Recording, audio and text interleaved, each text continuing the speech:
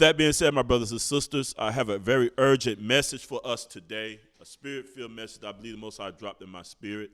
And for those of you who have been keeping up with the lessons and things of that nature, you notice that we've been stuck in Mark chapter 14. We've been stuck there. We really have not went past the incident of Messiah being brought before the high priest and the judgment. I think the last place that we left off, which was last Shabbat, is when we got to the place where he stood before Pilate and Pilate gave judgment. But for some reason, the Most High hasn't allowed me to go further into that particular text, and we've just been stuck there. We've been stuck talking about the Passover, Messiah taking the Passover. We've been stuck talking about the betrayal of Judas. We've been stuck talking about the denial of Peter. We've been stuck about the incident in the Garden of Gethsemane, and the Most High revealed to me exactly why we have been stuck there, why he has not allowed us by the Spirit of the Most High to go further into the series, into the lesson, because there's something very important that I believe that we all miss. And G and I had a conversation the other week, and we were talking about some things. And in that conversation, now that I see what the Most High was trying to reveal to me, I see now that through G, the Most High was trying to get me to understand the spiritual implication and the spiritual mindset of Israel as a whole, as it relates to gatherings, as it relates to assemblies, as it relates to Passover meetings, feast meetings, and things of that nature, and that we have lost the essence of what gatherings mean when we gather as believers, whether it's online, whether it's in person. We have made it, and I'm speaking it as in a broader sense, because I think it's something maybe not us individually here have been partakers of it or don't have that mindset, but I'm grouping all of us in as a nation, as a whole, what I see abroad. Whenever the prophets would prophesy, a lot of times their prophecies would be for the whole nation of Israel. Even though they were speaking to an individual, their prophecies would consist for the broader mindset and the spirit that Israel as a nation were conducting themselves in. So that's why I'm saying we, including myself. It starts with me first. So I'm including myself in this, all right? Just want everybody to understand that. But as it relates to the feast, as it relates to gatherings, there's people out here that are, charging for Passover. You literally have to pay in order to join the Passover with them, right? When we go back to Exodus chapter 12, we see that Moshe gave instructions according to the commandment that Yah gave him, that if a lamb is not too much for that house, that the neighbor or the neighbor next to that individual or their neighbor should come together and bring both of their resources together so that there will be enough for the individuals in that house and the individual in the other house. So we're supposed to collectively bring our stuff together in order to make sure that there's enough for everybody. But what we see, and I'm speaking from my brothers and sisters, I want y'all to understand this, and I'm not saying this to just throw it out there, but I'm speaking from 30 years of observation and experience, from the time since I was a child all the way to 41 years old, which I just turned 41 years old April the 18th, okay? So I'm speaking from experience. I know exactly what I'm talking about. I'm pretty sure that everybody else can bear witness with me what I'm saying.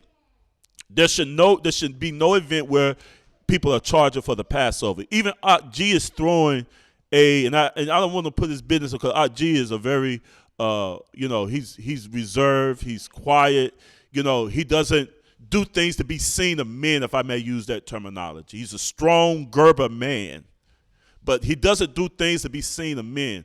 But I'm going to say this because I think it's very important for us to understand. Even G is hosting an event, a Passover gathering for people in his area and all that wants to come. And it's free.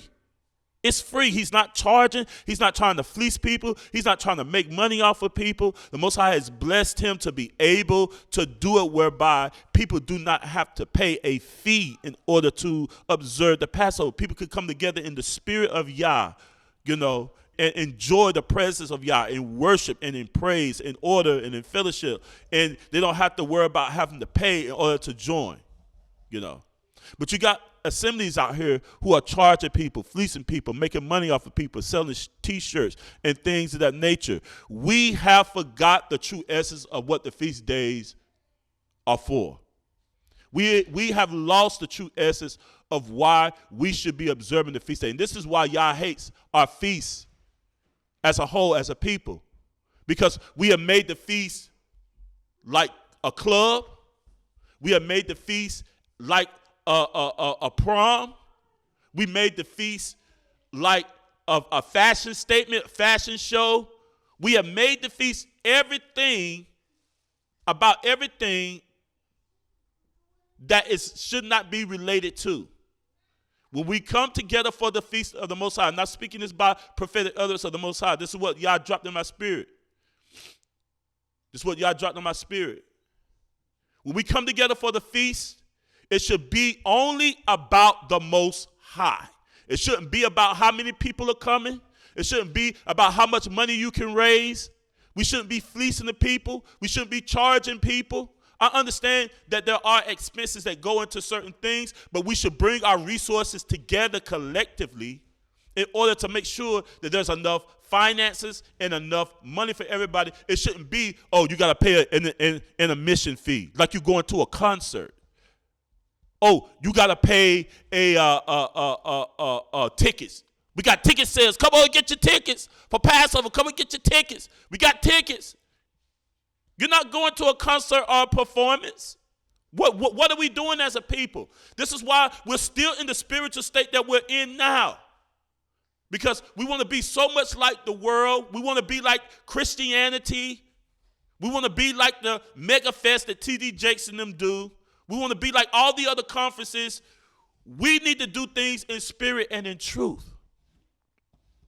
So, I believe it was on Thursday. Was it Thursday when I called you, baby, when we was going through these verses? I want to make sure I got the day right. Was it Thursday night? Yeah. Thursday night. I've been driving all day.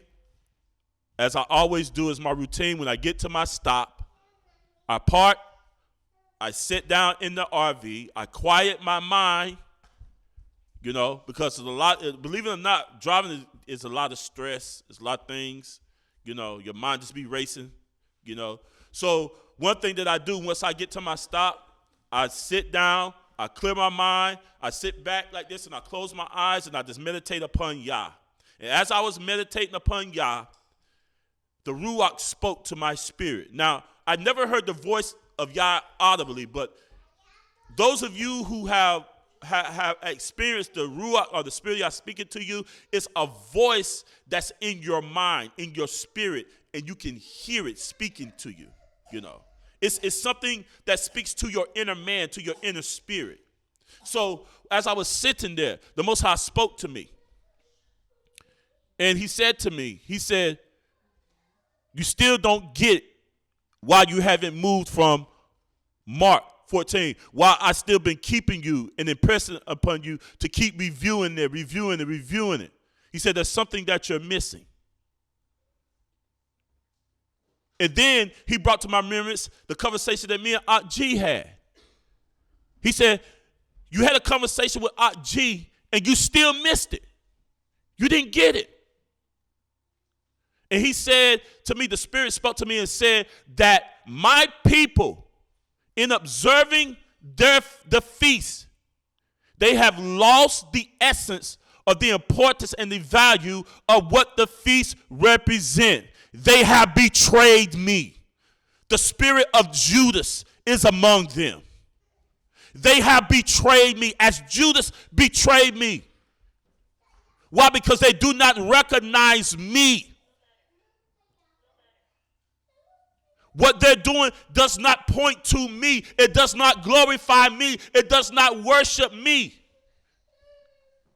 They're not doing it out of a heart of sincerity, but they're doing it out of a heart of publicity, entertainment.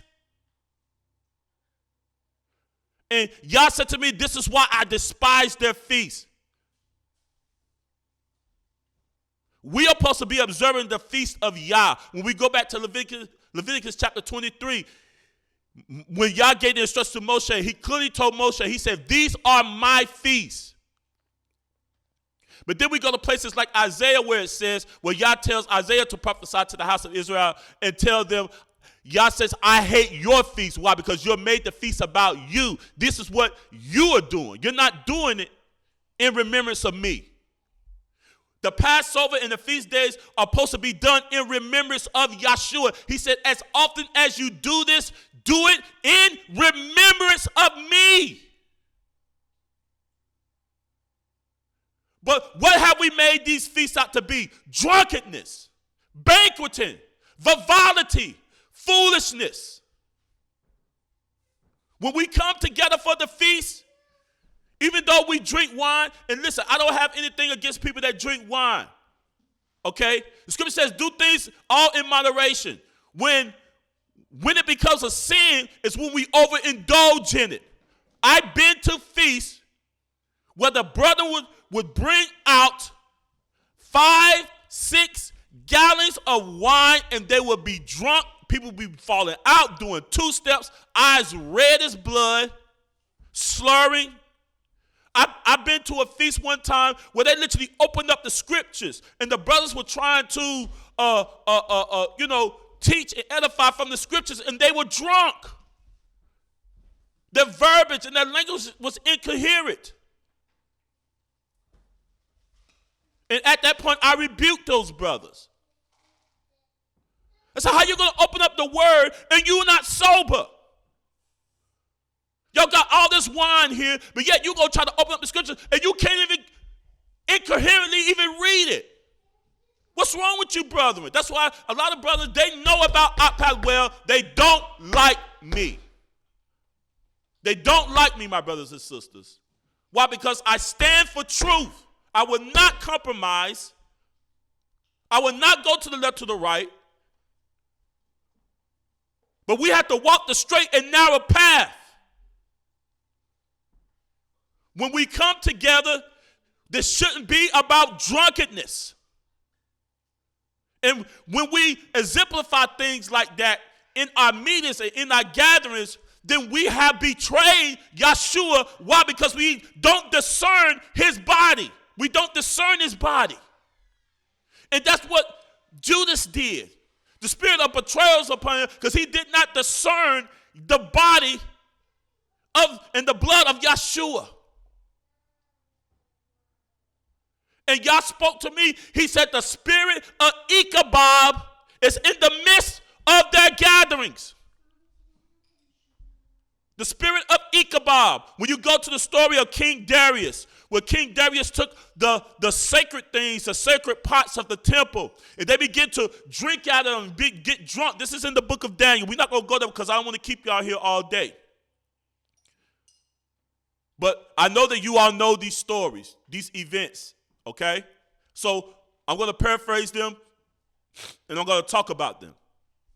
So King Darius drinks out of the sacred utensils, the cups and stuff that the priests used to do their service unto the Most High. And while they was drinking and banqueting and doing all kind of wickedness and drunkenness, a hand appeared and began to write in an unknown tongue. That's a whole nother teacher for another time. That's why I believe in tongues. I believe in the gift of tongues. I believe in speaking in unknown tongues. I believe there's an order to it. But the scripture teaches about unknown tongues. It is more than just a human language. But there are tongues of angels.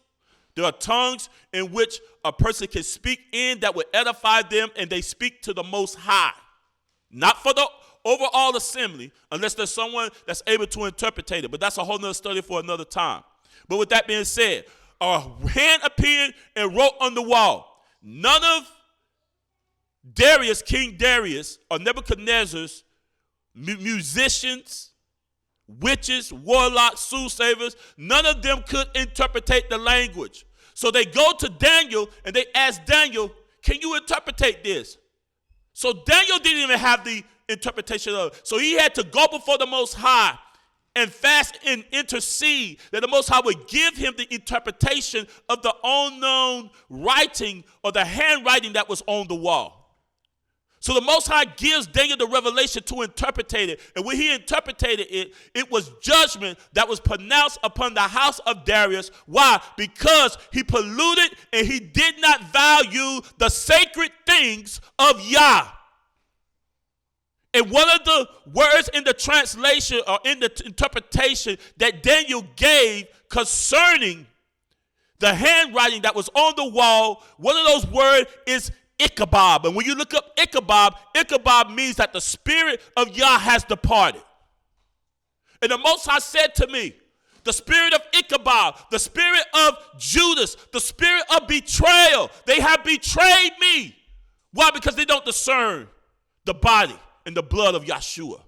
They have made the feast about them. They have made merchandise off the feast of Yah. They use the feast of Yah to have their drunken parties. Some of these feasts are no different than going to a bar or going to a strip club or going to a club, a nightclub at night.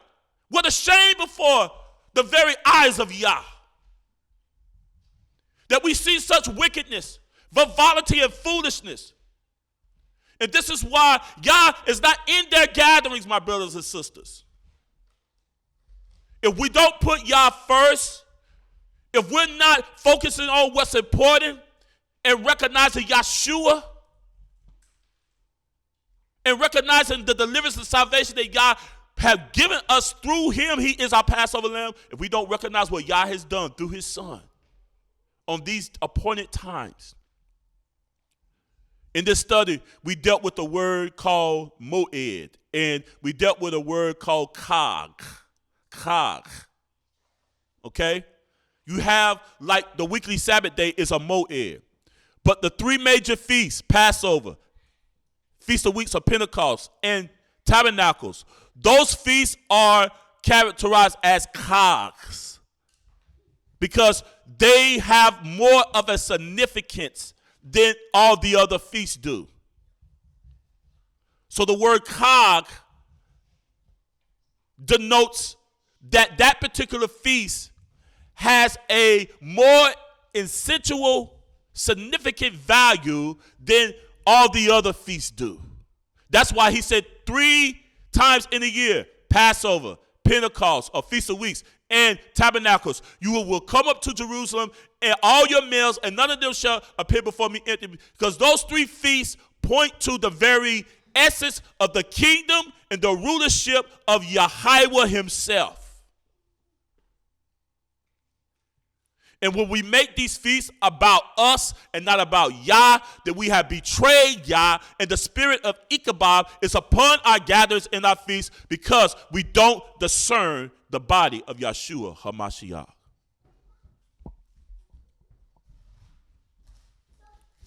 And by prophetic utterance, my brothers and sisters, out of love, out of respect for all, including myself, when we come together, let's make it about him. Let's worship, fellowship, dine, eat together, but do it in moderation. We're going to read that Paul had to rebuke the Israelites in Corinth because the same spirit that we see among our brothers and sisters, the same spirit that we see in these congregations and in the fellowships, Israelite fellowships of today, it's the same spirit that Paul had to rebuke in the assembly of Corinthians. They were making the feast about drunkenness, about gluttonous. And the same spirit is prevalent today, my brothers and sisters. And by prophetic warning, I warn myself by the spirit of Yah, and I warn all of my brothers and sisters. Let's return back to the true heart of worship. Let's return back to the true heart of worship.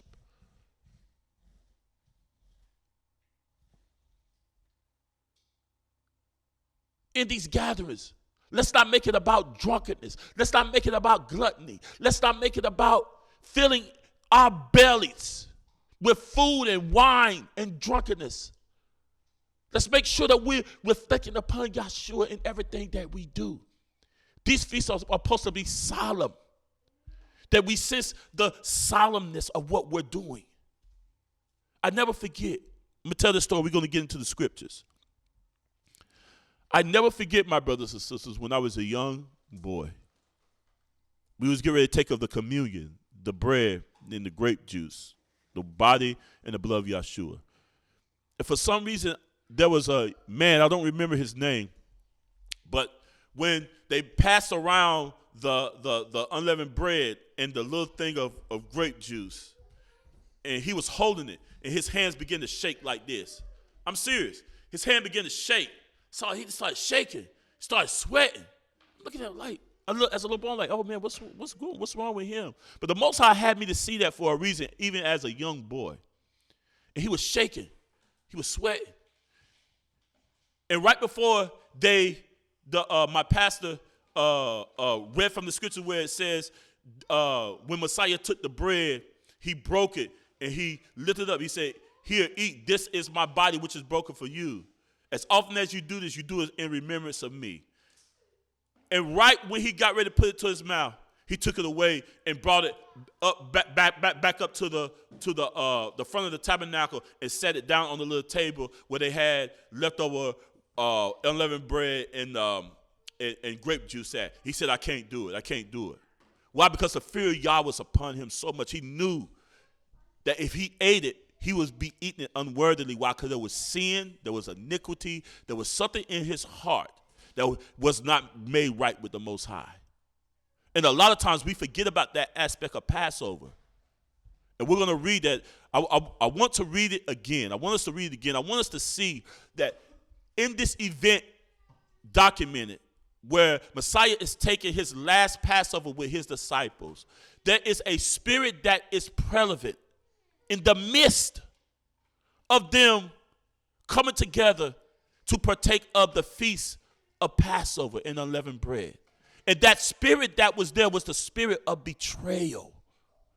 Someone that was of the 12, that walked with Yahshua, that spake with Yahshua, that saw all the miracles that Yahshua performed, yet and still the spirit of perdition was upon him, whereby he betrayed Yahshua because he did not discern truly who Yahshua was. He didn't discern truly who Yahshua was. It was all about the money to Judas. Remember, Judas carried around the money. He carried around the satchel, the bag. He carried the bag. Okay? Judas was the one that secured the bag. He was more focused on money. He was more focused on entertainment. He was more focused on how many people is coming to the feast instead of being focused on Yahshua, and he allowed the devil to use him to betray Yahshua. See, now there's a difference between denial and betrayal. I want y'all to understand that. See, the rest of the disciples denied Yahshua, but they never betrayed Yahshua. Betrayal is the ultimate wickedness that a man can do against his friend. It's betray him.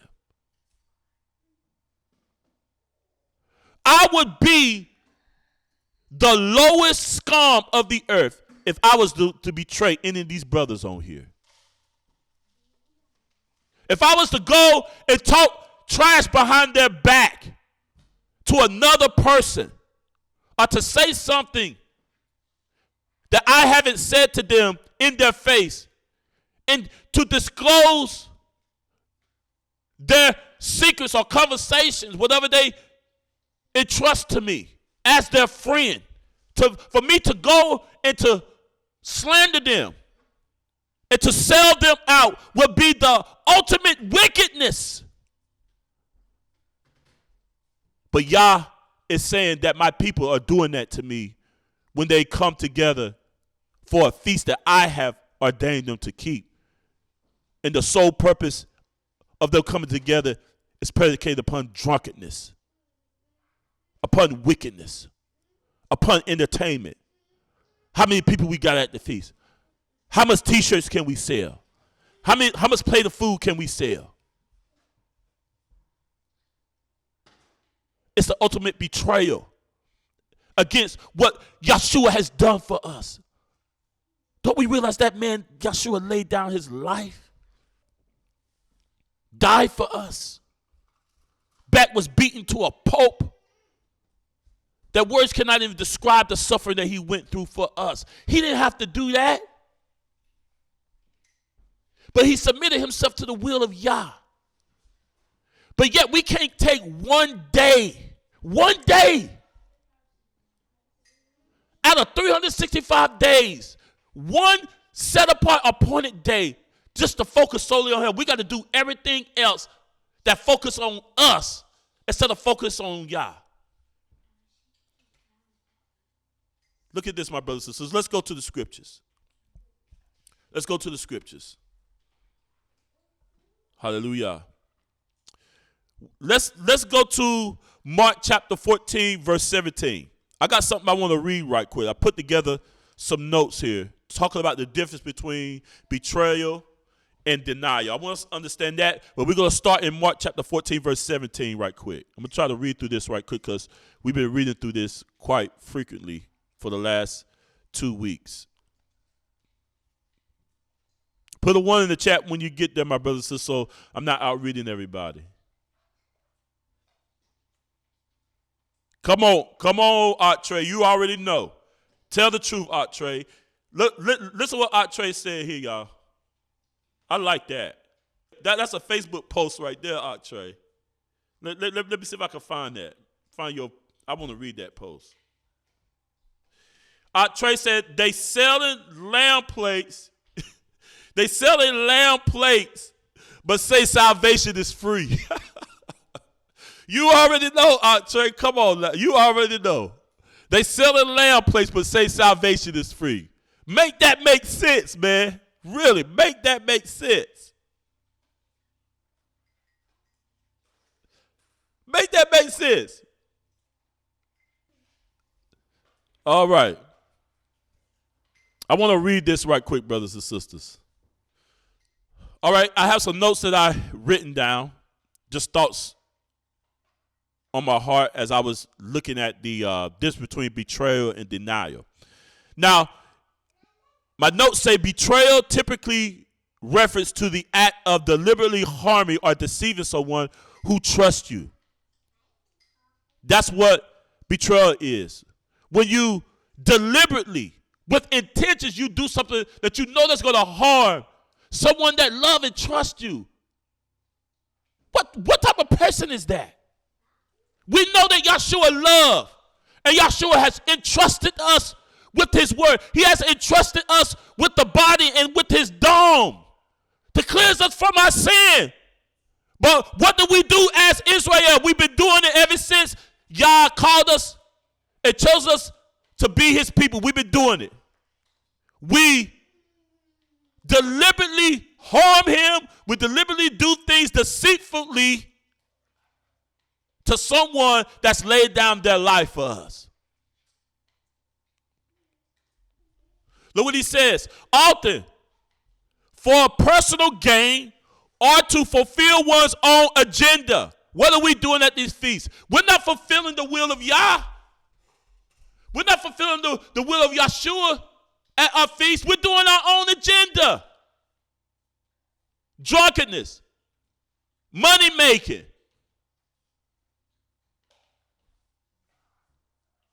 partying. And I'm not saying that it's wrong to dance and to worship. But see, if you're not there with a sincere heart, and the foundation of the meeting is predicated upon drunkenness, wine, overindulgence in wine, overindulgence in gluttonous of food, and things of that nature, if the feast is about that, you made the feast according to your own agenda. It's not the agenda of Yah, because the agenda of Yah is not for us to do things like that on the feast. And we're going to get into that.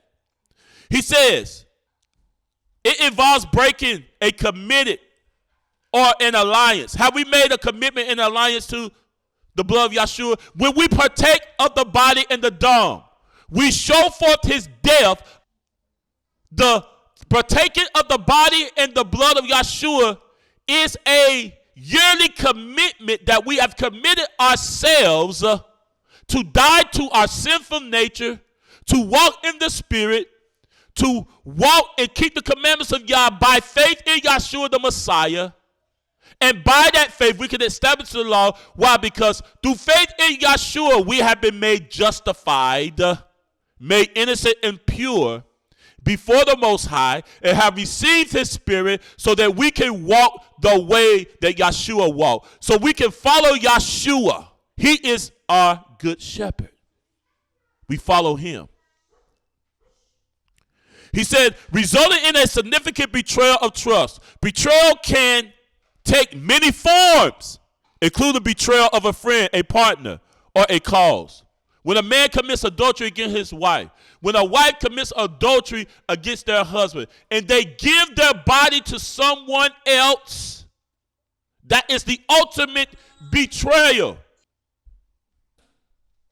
You have betrayed your commitment and your vows to your wife or to your husband. That's why the scripture tells a man, don't deal treacherously with the wife of your youth.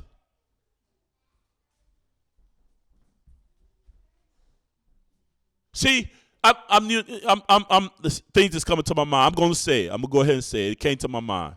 P. Diddy Dow. P. Diddy Dow. Pastor Dow. We all know, y'all know him. But my family knows him. I met Pastor Dow when I was a young teenager. He was about 29, 30 years old. We know Dow. I know Dow. I don't know of Dow. I know Dow. Okay?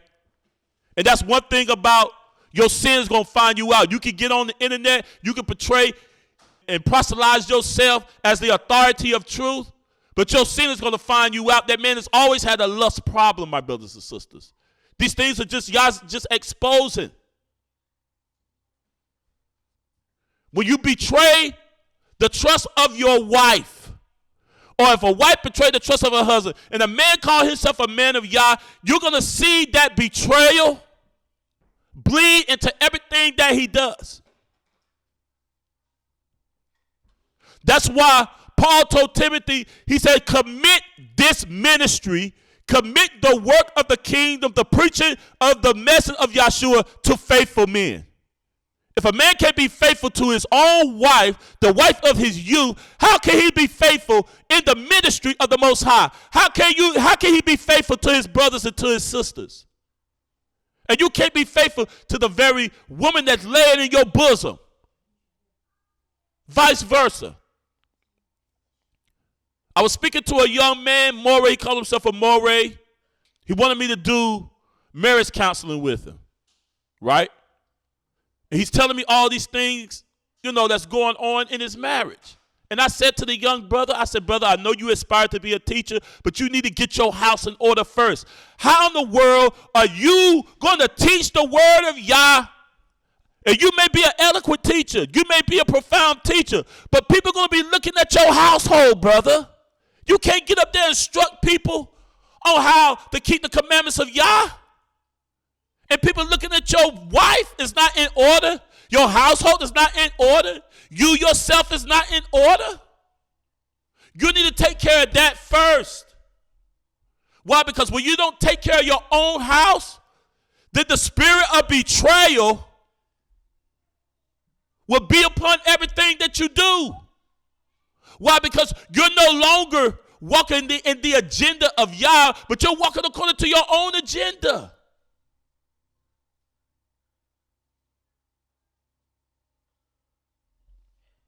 Look what he says.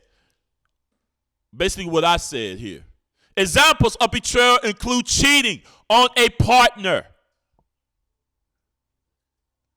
divulging confidential information. If I'm your friend and you tell me something in confidence and I go tell somebody that, that's the ultimate betrayal. How can you trust me? I deliberately did something to hurt and to harm you. And Yah has entrusted us with the sacredness of his feast. of his Chag and his Moeds, which he has called us to convene for a definite purpose. But then we throw the definite purpose aside and we do our own purpose. We're doing our own will. We're doing what's pleasing in our eyes. We're doing things that satisfy the flesh. We got meetings that look just like the nightclubs and the script clubs. We got meetings looking like Christianity.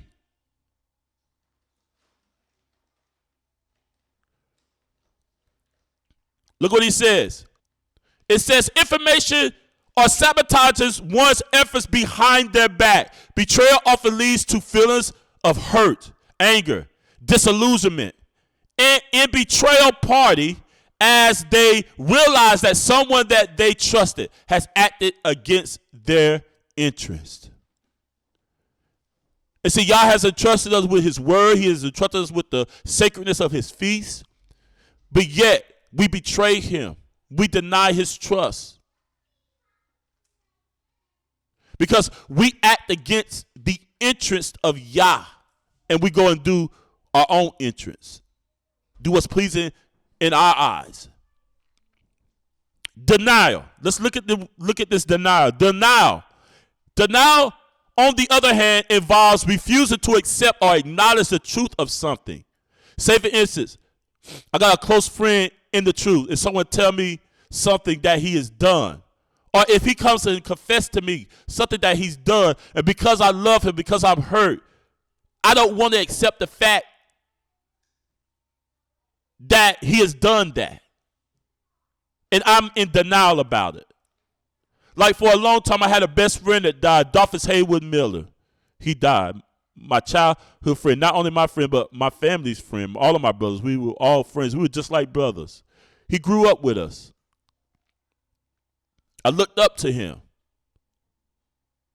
And when he died, it took me a long time to really accept the fact that he was gone, that he was dead. I was in denial. I didn't want to accept the fact that I couldn't pick up the phone and call him. I didn't want to accept the fact that I couldn't go to South Carolina down there and see him. I was in denial. It involves refusing to accept and acknowledge the truth of something, often as a defense mechanism to avoid facing unpleasant realities or consequences. Now, denial in some cases can be harmful. If you sin and you're in denial about what you've done after your brother done explained to you your sin, then, hey, that's a problem. Okay? It says denial can occur on an individual level, such as denying one's addiction or refusing to accept feedback, or on a collective level, such as denying the existence of a social problem or a scientific consensus. While denial may prove temporary relief from discomfort of guilt, it can hinder personal growth, damage relationship, and perpetually harmful behavior or situation. So both of these things have consequences. But betrayal is the ultimate of misuse and mishandle of someone's confidence and trust in you. And that's what we have done as a whole, as a nation of people, to the Most High. And we're still acting upon that today. Mark chapter 14, verse 17. Look what it says. And in the evening, he cometh with the 12. So this is Messiah coming to the place where he told his two disciples to go and to prepare the Passover. Now he's coming in the evening. We already talked about this, that everything that happened to Yeshua, to the Passover meal, to the Garden of Gethsemane, to him being taken to the judgment hall to be judged by the scribes and Pharisees and the Levitical order, or the Pharisaical order, ecclesiastical order. All this happened on the night of Passover and unleavened bread, all right, at that night of the Passover. Now, it says here, and in the evening he cometh with his 12, and as they sat and did eat, Yeshua said, Verily I say unto you, one of you which eateth with me shall betray me. He said, one of you that eat with me is going to betray me. And they began to be sorrowful and said unto him one by one, is it I? And another said, is it I? So we see here that they're eating, and in the midst of them feasting and eating, Messiah looks at one of his trusted disciples and said, one of you are going to betray me while you're eating with me. When we come together for Passover, for these feasts, we are coming to feast and to dine with Yah. We're coming to commemorate and to memorialize Yah. We're coming to celebrate him. But in the midst of our feast, while we're yet eating, while we're yet drinking, we are betraying Messiah. Why? Because we've made it more about something else than what the purpose is in which the Most High has commanded for us to observe it. The spirit of betrayal is in the midst of the feast.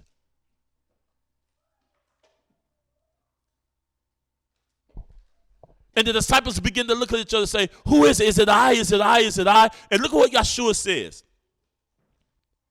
And he answered and said unto them, it is one of the 12 that dippeth with me in the dish. He said, the one that dips with me in the dish, one of you all, it's going to be the one that betrayed me. The Son of Man indeed goeth, as it is written of him. But woe to that man by whom the Son of Man is betrayed. Good was it for that man if he had never been born. He said, the one that betrays Messiah, it's best that you was never born. It's best that you never was birthed and brought into the world.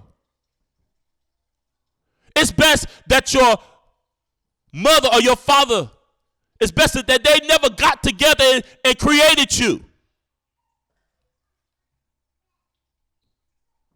And we're going to see the same type of the same contextual perspective as Paul writes to the church of Corinthians. When we betray Messiah, it's best that we were never even born. When we betray the trust, when we betray the significance of why Yah says that we should keep these feasts, it's best that we were never even born. It's best that we never even said that we are born again by the Spirit of Yah. It's best that you never say that you are born again. Because why can someone that's truly been born again betray Messiah? Turn their back on Messiah.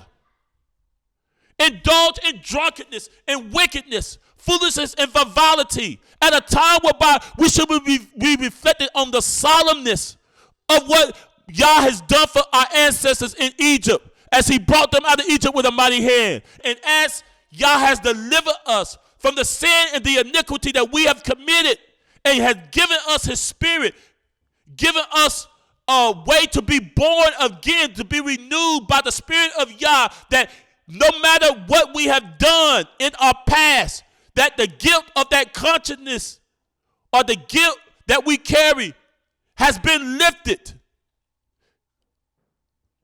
by the blood of Yeshua HaMashiach, covering our sin and our iniquity. And he has given us a chance to be able to serve him in righteousness and in truth. But yet we betray him by doing what we want to do, by pleasuring ourselves. Look what he goes on to say, my brothers and sisters. He says in verse 22, he said, and as they did eat, Yeshua took the bread and blessed it and broke it and gave to them and said, take, eat, this is my body. He said, look, what you're eating, this bread symbolizes my body. This is my body. And he took the cup, and when he gave thanks, he gave it to them, and they drank of it. And he said unto them, this is my blood of the New Testament, which is shed for many. Do y'all see Messiah or the disciples getting down and just overindulging in wine, just drinking gallons and gallons of wine, getting drunk? Do y'all see that in the text? Do the text say that Messiah gave them the fruit of the vine and they all got drunk?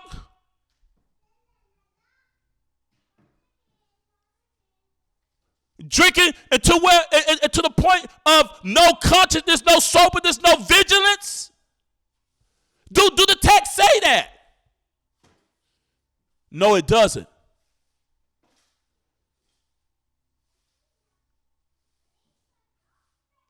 We need to keep the main thing. Yahshua, Yahweh, Yahuwah should be the center of everything that we do, especially on these days. If you want to get drunk, go home and drink. If you want to eat until your belly's fat and plump, do that at home. We're going to read that where Apostle Paul says that. Look what he says. Look what he goes on to say.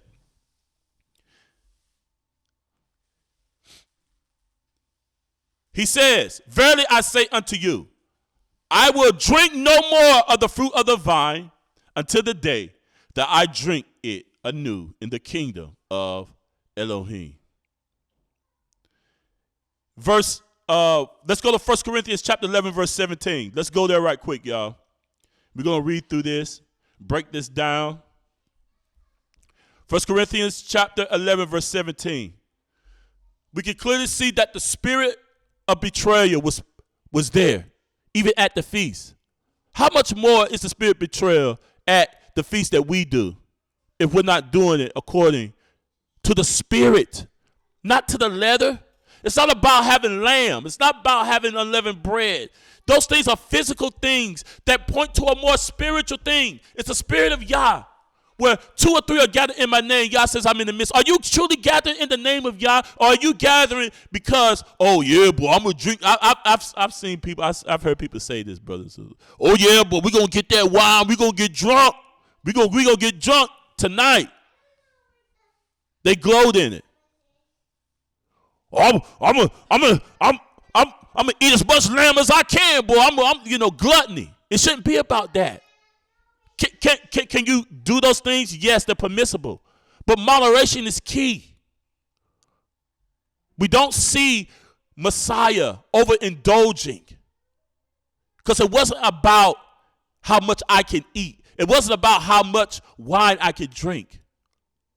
It was about the fulfillment of the ancient prophets that prophesied that Hamashiach, the son of Yah, will come.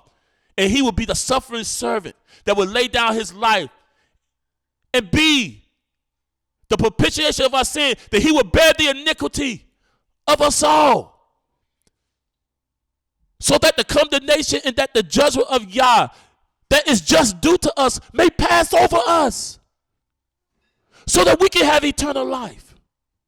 So that we can live a life in this earthly realm of abundance. I'm not talking about materialistic things. I'm talking about prospering in the spirit. Your children, your homes, your wife, your family prospering in the knowledge and in the character of Yah. And then those things will bleed over into your finances, into your health, into your home, into your land. Well, everything that you touch will increase and be blessed. Why? Because you've dealt with the internal issue. Because we're walking in obedience to the Most High. 1 Corinthians chapter 11, verse 17. Throw one in the chat when you get there. 1 Corinthians chapter 11, verse 17. Sorry, y'all, if I'm sniffing a little bit, I got a cold. All right, we got ones in the chat. I'm going to go ahead and start reading. All praise to the Most High. This is the epistle of Paul writing to the Israelites in Corinthians or in Corinth. And he says to them, he says, now in this that I declare unto you, he said, I praise you not that ye come together not for the better, but for the worse. He said that when y'all coming together, and we're going to see the context of what feast he's talking about. We're going to see the context of what gathering he's talking about. He's talking about a specific gathering. And we're going to see exactly what this gathering is. Remember, in previous teachings, I explained to y'all what context is. Understanding the context of a statement or a sentence, you must read what's before and what is after that in order to get the context. So in order to understand the gathering in which he is specifically addressing as it relates to the assembly in Corinth or in Corinthians, we have to read down and see the analogies, the description of things that he's referring to. Then we can clearly and intelligently conclude what feast he's referring to. He says that when you come together, you ain't coming together for the better, but you're coming together for the worst. What are y'all doing? When we come together as Israelites, we should be coming to better each other. We should be coming to edify each other. But what do we see, brothers and sisters? We gathering for the worst. We worse than the world. If an unbeliever come to one of our Passover gatherings, are they going to be convicted of their sin and repent? Is the conviction of the Ruach HaKodesh going to fall upon them so great that when they see it and they observe what we're doing and they start understanding the significance, that they can see the power, the manifestation of the Ruach drawing them into the truth? Or if a believer walks into one of our gatherings, are they going to see the same things that they see in the world? Are they going to see drunkenness? Are they going to see foolishness? Overindulging? And y'all said, Ezekiel, I want you to go peer through that hole, and I'm going to show you all the abominations that the elders of Israel do. I'm going to show you all the abominations that the daughters of Zion are doing, crying out for Tammuz. Have our gatherings, have our Passover gatherings, have we taken the sacred things of Yah? Have we taken these things and made them about Tammuz? Have we taken the sacred things of Yah and indulging in fleshly works, things that do not bring about the better, but it brings about the worst in us? Is this what we're doing as Israelites? If we're set apart and we're doing things just like the world do it, then are we truly set apart people? Look what he says, my brothers and sisters.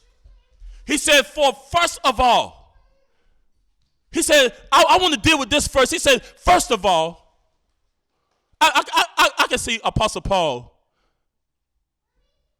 preaching this just the way that I'm preaching, saying it just the way I'm saying it.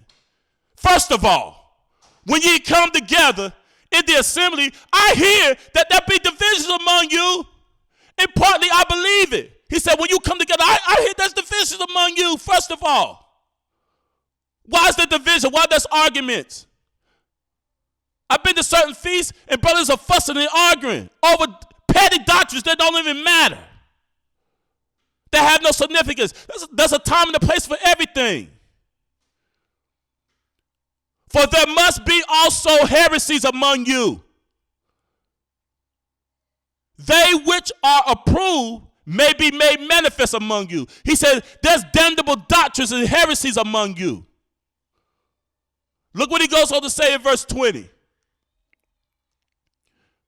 He said, when ye come together, therefore, into one place, is it not to eat, quote unquote, the Lord's Supper, Yahweh's Supper, Messiah's Supper? He said, when you coming together, are you not coming there to partake of the Passover? Let's look up the word supper here. I want y'all to see this here. We're going to define this word, supper. Let me pull it up for you. So we can truly identify exactly what supper is he referring to. Y'all see that Greek word there? It says, for the same as G160, dinner, that is the chief meal, usually in the evening. When did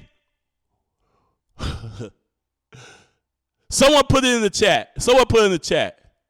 What feast is commanded for us to eat in the evening or sundown or at night, nightfall?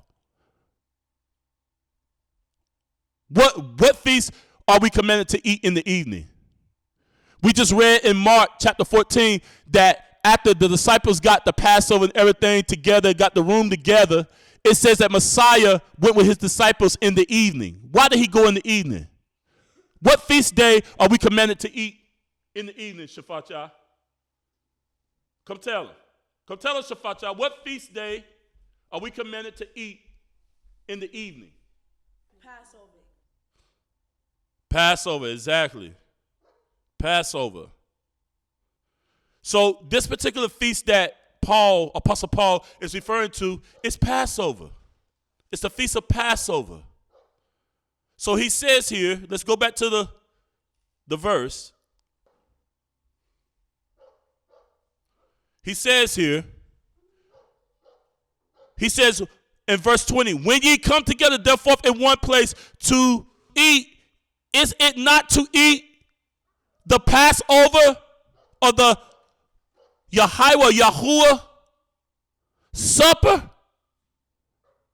So we talking about Passover. We're talking about the Passover meal. But look what he says in verse 21.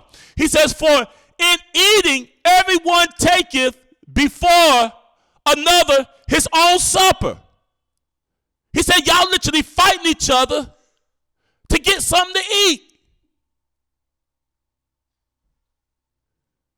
And one is hungry. Do you leave somebody is hungry? It's not even enough for them to eat because everybody's trying to get their plate and their food. They're worried about feeding their gut and their belly, their flesh, and not being considerate of their brother. Don't we see that, my brothers and sisters, in these gatherings? It's just all about eating. I like to eat, my brothers and sisters, but the Passover is just not all about eating. The Passover is just not all about eating. Are you to eat? Yeah, eat. But it shouldn't be to the point whereby you're acting like an animal. That you done ate up everything, and here's a brother did get a chance to eat a piece of lamb or some unleavened bread because you go in there getting 3 pieces of lamb instead of taking 1 piece, making sure everybody else got a piece, and then if there's more left, they go up there and get some. He says, for in eating everyone taketh before another his own supper, and one is hungry, and another is drunken. See that? And I'm hitting that hard, brothers, because I've seen the foolishness of some of these gatherings. Brothers are stone cold drunk. They're no different than a drunk on the street. I remember my cousin Jack. We had an old cousin, we called him Cousin Jack. I remember one time I was riding with my father in this truck, and we would have to come up this little hill called King Street. We lived off of King Street. And we would come up this little hill off the Highway 74. And sometimes Jack would be laying out there in the street. He done fell on his face. And my dad would get out of his truck, go pick him up off the road. I remember one time vividly, his face was all busted up and bloody. And my dad took him and picked him up and carried him in his house. He didn't live too far from the edge of the street. Carried him, put him in his house. You got brothers that drunk. You got brothers out here that call themselves mores, and they can't live without a glass of wine. We had one individual brother that came years ago and visit us, and my father-in-law, they don't allow wine and stuff like that, and beer, strong drink here on the property. Why? Because that was a stronghold that the Most High delivered them from. So when people come down here, they ask them to be mindful of that and not to do that here. So respectfully, this individual goes to my father-in-law's parents and asks them to pick them up a bottle of wine because he can't live without it. He need it. I gotta have my wine, boy. I gotta have my wine now. I gotta drink my wine. Your wine, that wine is your God. When you can't put it down, and you calling yourself a moray, you calling yourself a prophet, But yet you don't even have the strength or the discipline to be able to turn something down out of respect. That just shows what type of character you have. If I go to a brother's house and he says to me, Pethuel, I know you like to do this, but that's something that we don't do here. I'm not going to do it out of respect.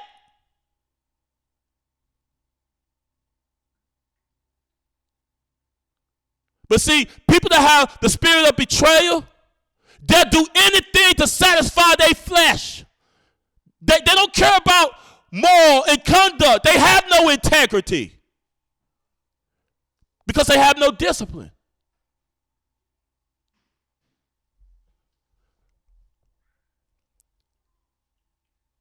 He goes on to say in verse 22, he said, what have ye not? Houses to eat? He said, don't you got a house you could go to and eat? You go to your house and eat as much as you want. You go to your house and you can get drunk.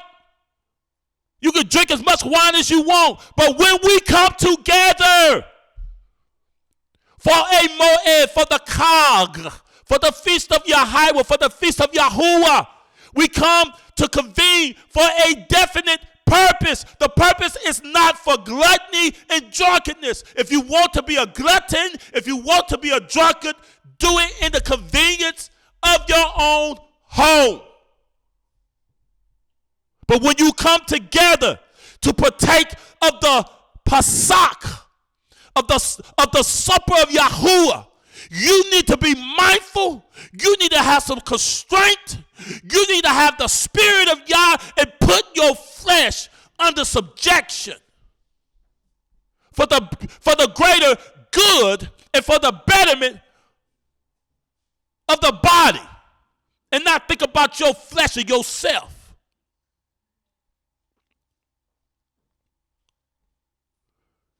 He says, what?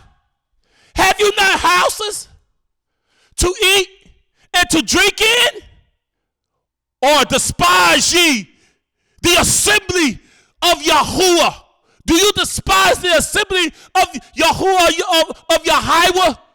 When people do stuff like this, they show how much they hate the assembling, the coming together. They show how much they hate Yah. They show that they have a spirit of betrayal. They show that the handwriting is on their heart. Ichabod, the spirit of Yah, does not dwell here anymore. Why? Because they have no value. They have no respect. They have no integrity for the sacred things of Yah, for the sacred utensils of Yah. They have no regard.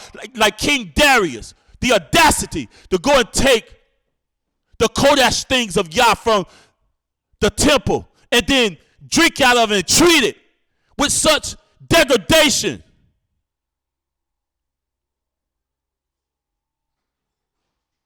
And because King Darius did not discern the value of the righteous and holy things of the Most High, Yah brought judgment and death upon the kingdom of King Darius. Judgment was pronounced on him. We're going to see that same judgment here in this reading. He says, or do you hate, do you abhor, do you have contempt, or despise ye the assembly of Elohim, and shame them that have not? He said, everybody looking out for their own, and you shame those that have not.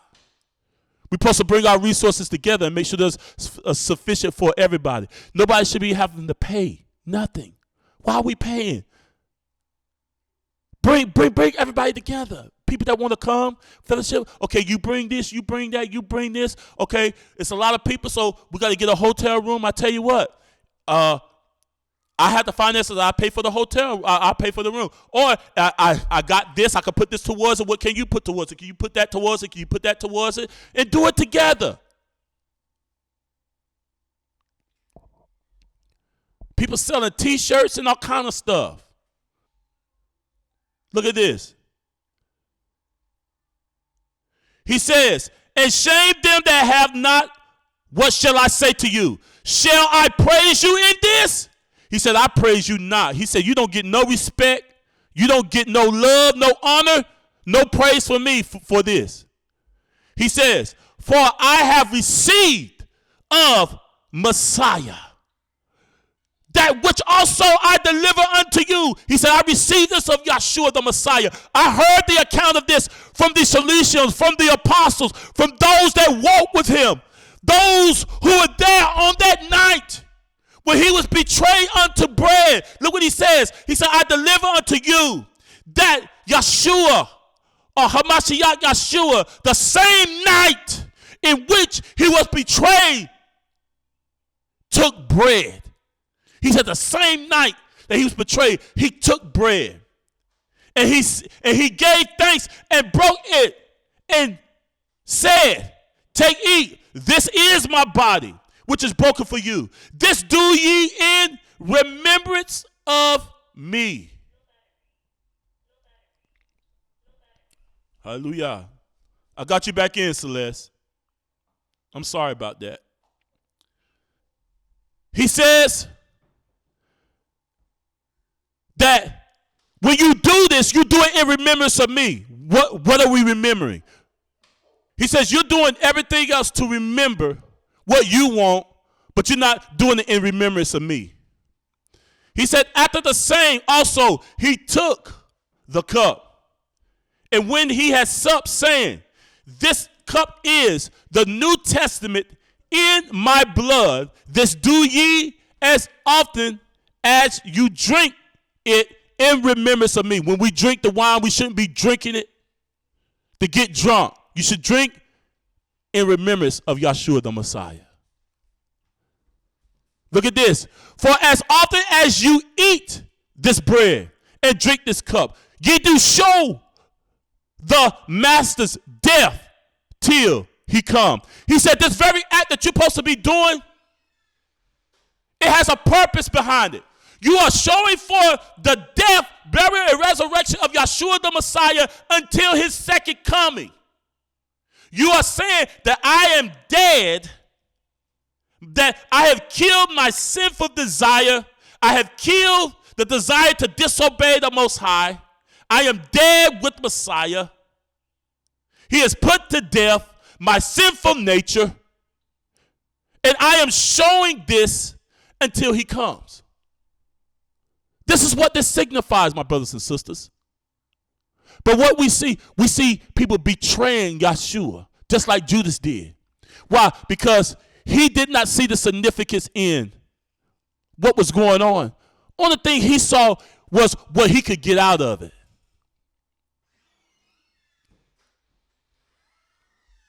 He only saw what he could get out of it, what was beneficial and best for him. He did not care about anything that had anything to do with the significance of what Yeshua was about to do. Look at this. Let's continue on. He says in verse 27, he says, for as often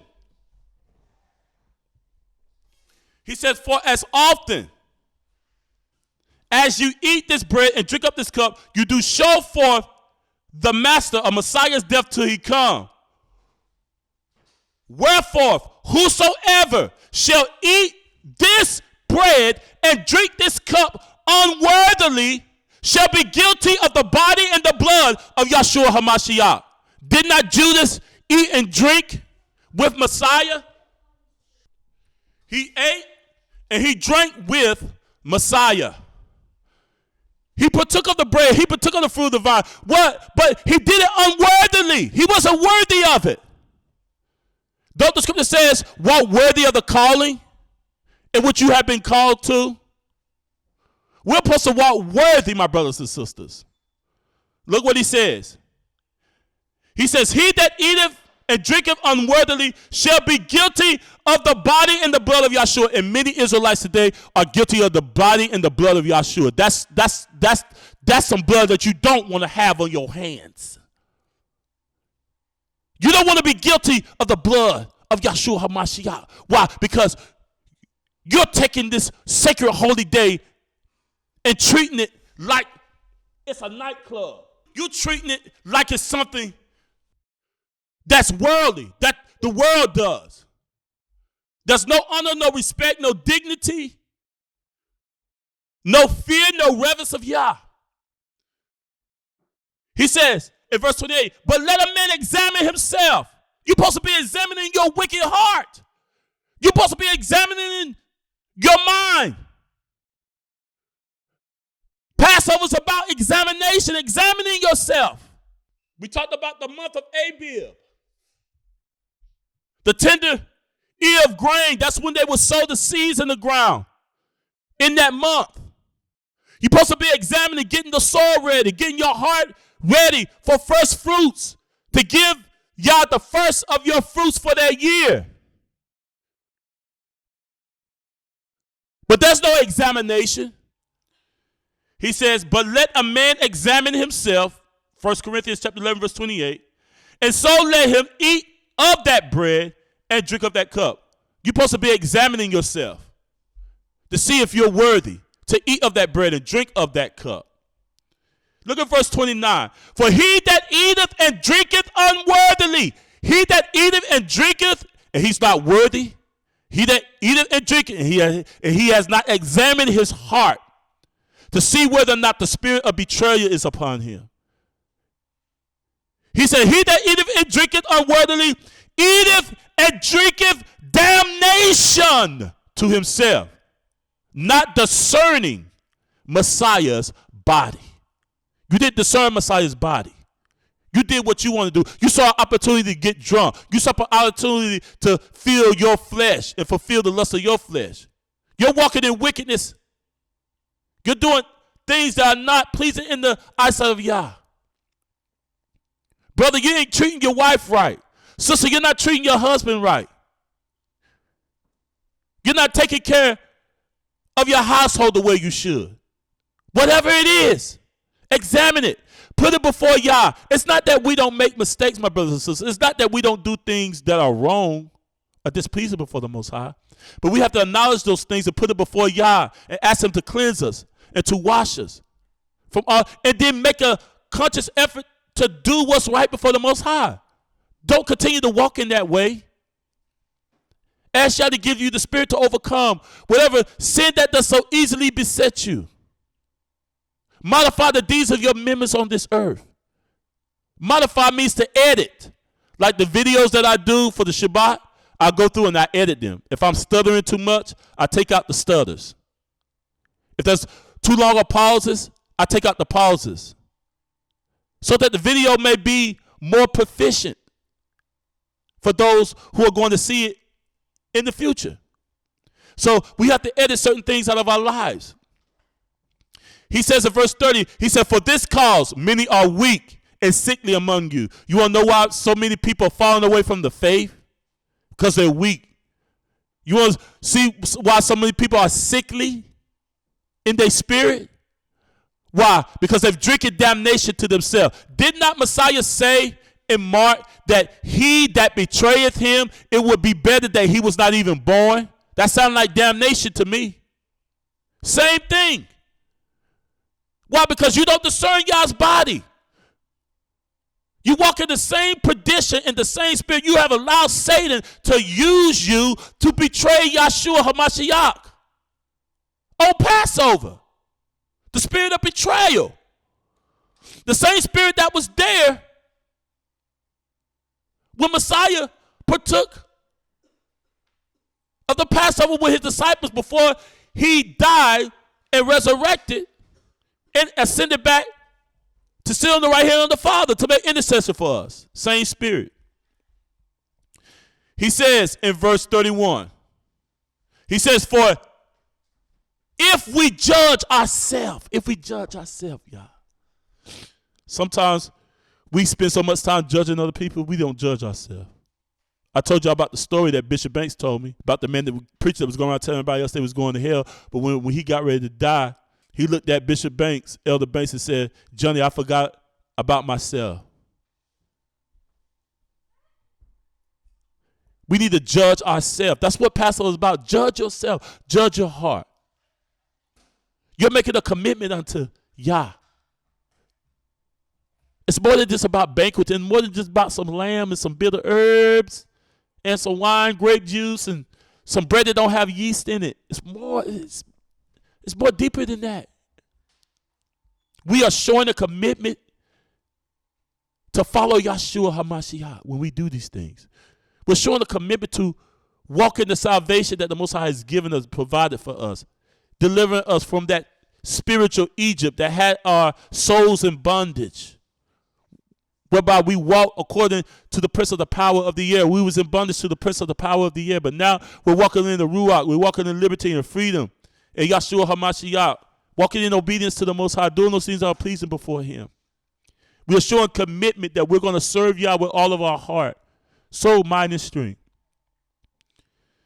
He says, but when we are judged, we are chastened by Yah. So when we are judged and Yah chastens us, that's a good thing. That we should not be condemned with the world. Yah chastens us. He judges us. He spanks our behinds, just like we get on our kids. We do it so that we won't be condemned with the world. Wherefore, my brother, when ye come together to eat, tarry one for another. Consider each other. Show hospitality to one another. Be hospitable to one another. And if any man hunger, let him eat at home. He said, you're not coming here to this gathering to fill your belly because you're hungry. That's not the purpose. You're not coming here to partake of the wine because you want to get drunk. You want to get a buzz. That's not the purpose. He says, if he's hungry, let him eat at home, that ye may not come together unto condemnation. When you come and you take the feast for something that is unvaluable, and you don't see the value and the significance in it, then you're bringing condemnation upon yourself. It's that serious, my brothers and sisters. It's that serious. And he said, and the rest I will set in order when I come. I pray that this teaching was a great inspiration to everyone's heart. These are the things that the Most High has put upon my spirit to share with you, my brothers and sisters. And I share it out of love. I share it out of respect. I share it and examine my own heart. Because if Yah gave it to me, He gave it to me for a reason, to judge myself, to judge my heart, to examine my spirit.